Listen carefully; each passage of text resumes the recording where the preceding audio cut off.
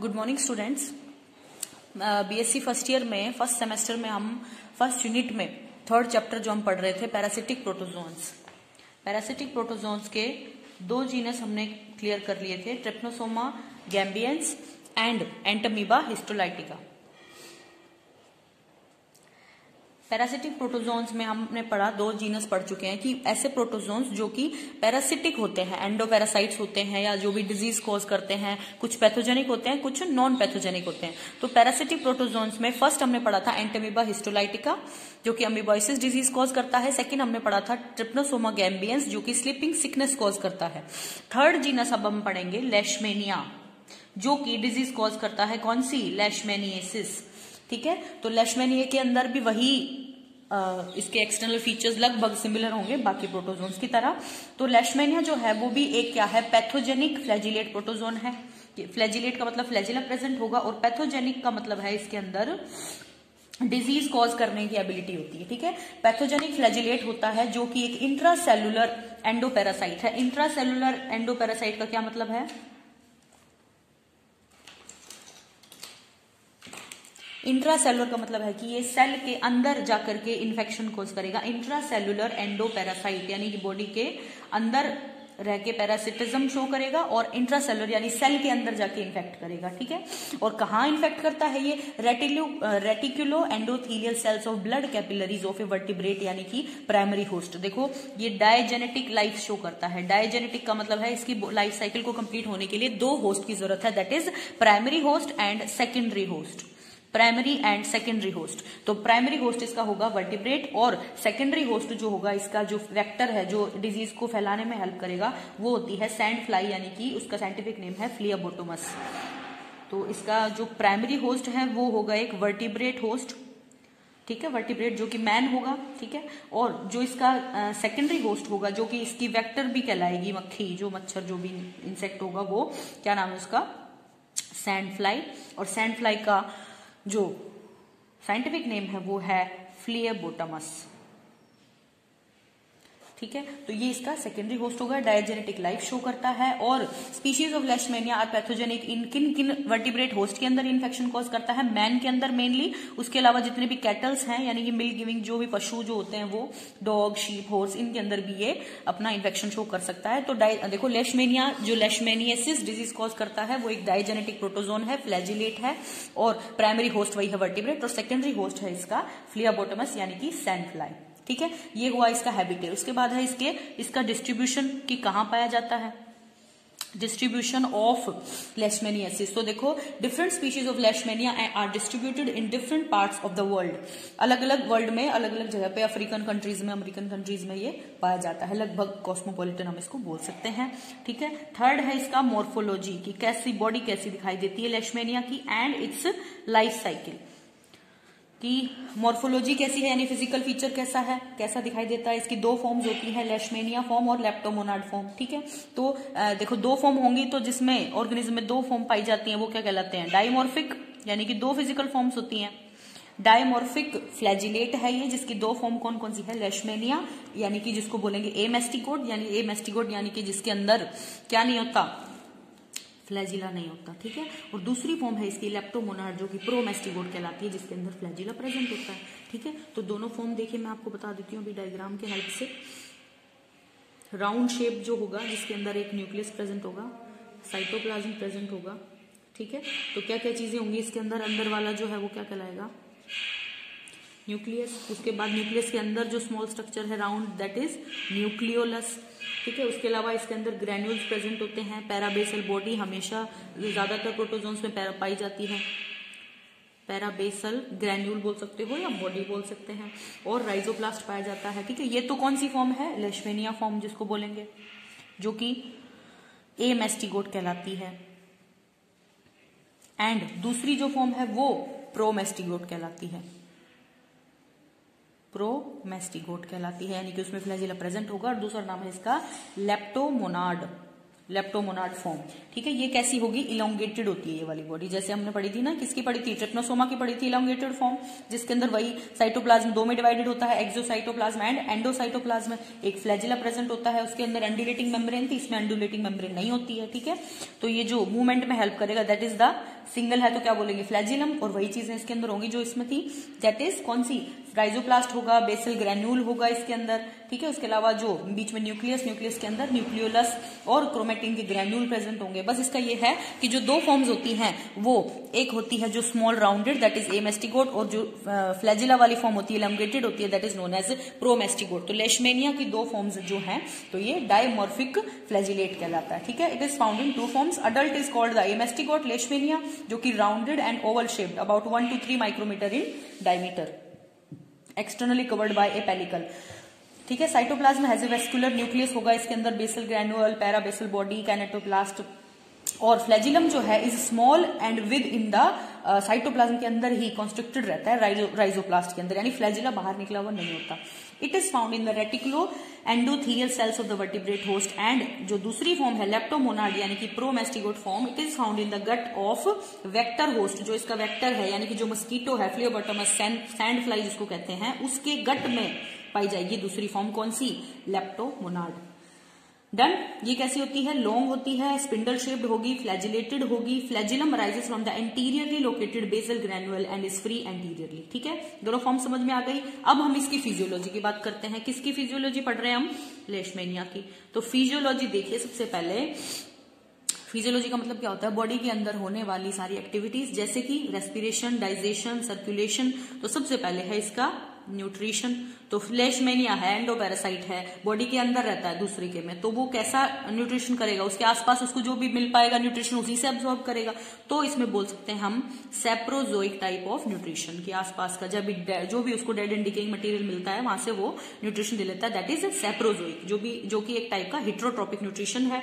Respiration की अगर हम बात करें, देखो जितने भी एंडोपैरासाइट्स हैं वो ज्यादातर क्या होते हैं, एनारोबिक होते हैं। कुछ ऐसे होते हैं जो अपनी लाइफ साइकिल की कुछ फॉर्म्स एरोब्स होती हैं और कुछ एनएरोब्स होती हैं, है ना, जैसे हमने पढ़ा था कौन, एंटोमीबा हिस्टोलाइटिका। तो इसके अंदर जो रेस्पिरेशन है वो एरोबिक रेस्पिरेशन पाया जाता है, यानी कि बॉडी के अंदर वो अंदर रहता है और ऑक्सीजन लेता है। और रिप्रोडक्शन की अगर हम बात करें, फिजियोलॉजी में सभी चीजें आ जाती हैं। देखो तो रिप्रोडक्शन ही कैसे करता है, लॉन्गिट्यूडनल यानी कि बॉडी के लंबाई के पोर्शन में से क्या करेगा, बाइनरी फ्यूजन करेगा। ठीक है, बाइनरी फ्यूजन यानी 1 से 2 में डिवाइड होगा, और सेक्सुअल रिप्रोडक्शन इसके अंदर नहीं पाई जाती। ठीक है, ये हो गई इसकी फिजियोलॉजी। जनरल फिजियोलॉजी के बाद है कि कौन कौन सी स्पीशीज इसकी पाई जाती है। जैसे कि देखो ट्रिप्नोसोमा का मैंने बताया था, ट्रिप्नोसोमा गैम्बियंस, ट्रिप्नोसोमा क्रूजाई। तो लेशमेनिया के अंदर कौन कौन सी स्पीशीज हैं जो पाई जाती हैं, तो लेशमेनिया डोनोवेनाई, ठीक है, उसके अलावा आएगा आपका लेशमेनिया ट्रोपिका। इनके देखो सभी वही डिजीज कॉज करते हैं, लेशमेनियासिस ही, लेकिन इनका जो मैंने बताया ना कि डिस्ट्रीब्यूशन कहाँ कहाँ पाई जाती है उसके बेस पे अलग अलग थोड़ा थोड़ा डिफरेंस होगा। ठीक है, तो टेबुलर फॉर्म में दे रखा है बुक में। वैसे अगर आप जनरल आइडिया ले तो ये कि जो डोनोवेनाई है वो कहाँ पाई जाती है, जैसे एंडेमिक इंडिया में पाई जाती है वाली। ठीक है, तो डोनोवेनाई वाली स्पीशीज है जो इंडिया में पाई जाती है, कहाँ पे, असम और बंगाल में, और सदर्न यूरोप में और साउथ अमेरिका में, रशिया में ये वाली स्पीशीज से इन्फेक्टेड बीमारी पाई जाएगी। ठीक है, दूसरी स्पीशीज है लेशमेनिया ट्रोपिका, वो जैसे एशियन कंट्रीज में और सेंट्रल अफ्रीका में पाई जाती है। एक और स्पीशीज दे रखी है कि ब्रेसिलिनियंसिस, वो साउथ अमेरिका में पाई जाती है। ठीक है, तो इनका थोड़ा थोड़ा डिफरेंस है, वही डिजीज कॉज करते हैं। जो डोनोवेनाई है वो विसरल लेशमेनियासिस कॉज करती है, जिसको काला आजार या फिर ब्लैक फीवर या फिर डम फीवर भी कहा जाता है। तो डोनोवेनाई जो है ना वो काला आजार कॉज करती है। 1 नंबर का क्वेश्चन अगर पूछ लें कि काला आजार कौन से ऑर्गेनिज्म से, कौन से प्रोटोजोन से होता है, तो लेशमेनिया डोनोवेनाई से होता है। ठीक है, लगभग आपका इसमें हो गया है पूरा। अब इसका आता है प्रोफाइलैक्सिस। प्रोफाइलैक्सिस का मतलब है कि अगर अब बीमारी आपके एरिया में फैल रही है तो आपको बचना कैसे है। तो देखो प्रोफाइलैक्सिस यानी बीमारी से बचाव कैसे करेंगे, तो कैसे कर सकते हैं। देखो इसका सेकेंडरी वेक्टर, सेकेंडरी जो होस्ट है वो कौन है, एक फ्लाई है, सैंड फ्लाई। तो देखो मक्खी मच्छर ना फैले, सबसे बड़ा तो यही हमारा बचाव है बीमारी से। तो killing of the vectors with the help of insecticides, की प्रॉपर इंसेक्टिसाइड्स का यूज करके हम इनका फ्लाईज को किल करें ताकि बीमारी को वो ना फैलाएं।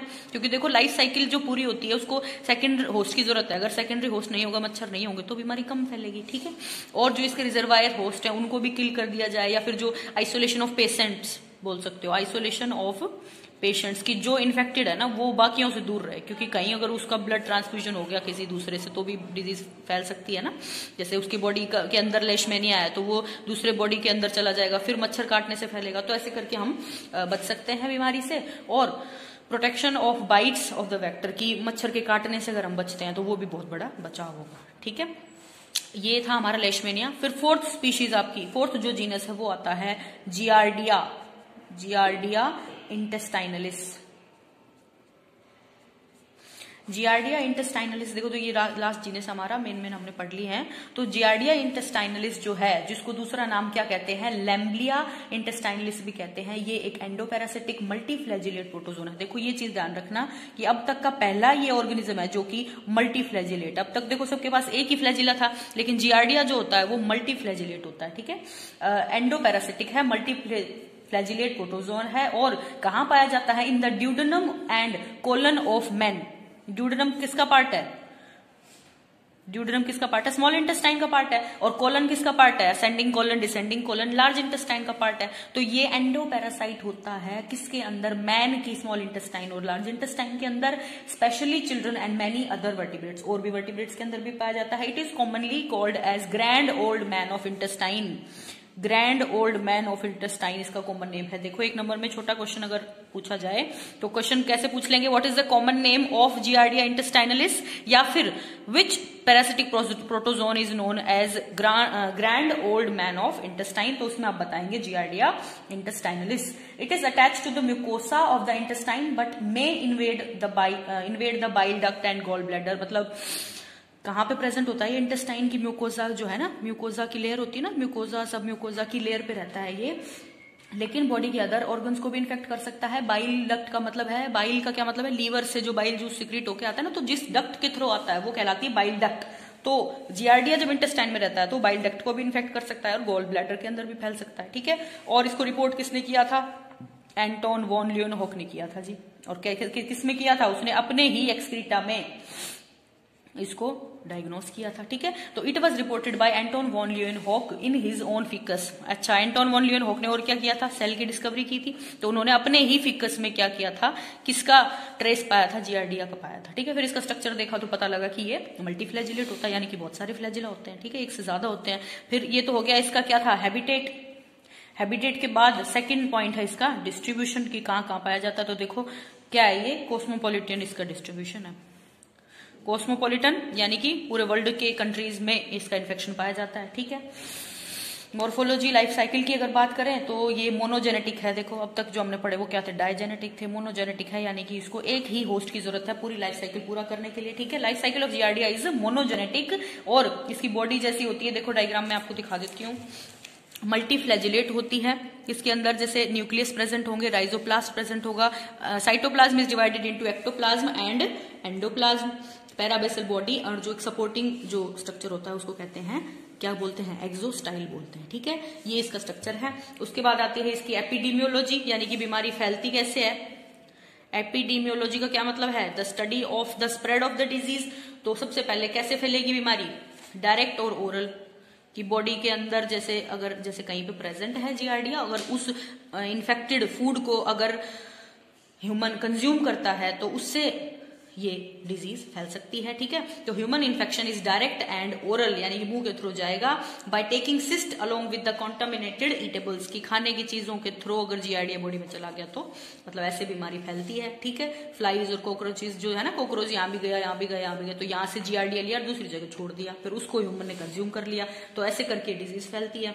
ठीक है, और डिजीज क्या कॉज करता है, तो जियार्डियसिस डिजीज कॉज करता है, या फिर जैसे इसका दूसरा नाम है ना लैम्ब्लिया इंटेस्टाइनलिस, तो ये लैम्ब्लियसिस डिजीज कॉज करता है, जिसके सिम्टम्स क्या है, देखो वही है, ये एपिगैस्ट्रिक पेन होगा, है ना, स्टमक के अंदर pain, abdominal pain, discomfort, loss of appetite, और एलर्जिक सिम्टम्स भी हो सकते हैं। और मेनली क्या होगा इसमें, देखो स्टमक के अंदर है तो ऑब्वियसली क्या होगा, डायरिया होगा, लूज मोशंस होंगे। ठीक है, तो ये इसके सिम्टम्स हैं। प्रोफाइलेक्सिस का मतलब यही है कि कैसे इसको फैलने से बचाया जाए। तो ह्यूमन का फिकस जो है वो अगर अच्छे से डिकम्पोज किया जाए, अच्छे से उसको डिस्पोज किया जाए तो डिजीज नहीं फैलेगी। और ईटेबल्स से फैलती है तो आप जैसे ईटेबल से फैलती है तो उनको हमेशा फ्रूट्स और वेजिटेबल्स को वॉश करके खाएं, ठीक है। और थेरेपी जो है मैंने शुरू में बताया था कि एक कॉमन है जो पैरासिटिक प्रोटोजोन्स के लिए जो डिजीज के लिए जो ड्रग यूज होती है मेट्रोनिडाजोल लेने से जियार्डियासिस को किल किया जा सकता है, ठीक है। तो ये थे हमारे पैरासिटिक प्रोटोजोन्स। कौन कौन से पढ़े हमने? Giardia, Leishmania, Entamoeba histolytica and Trypanosoma gambiense.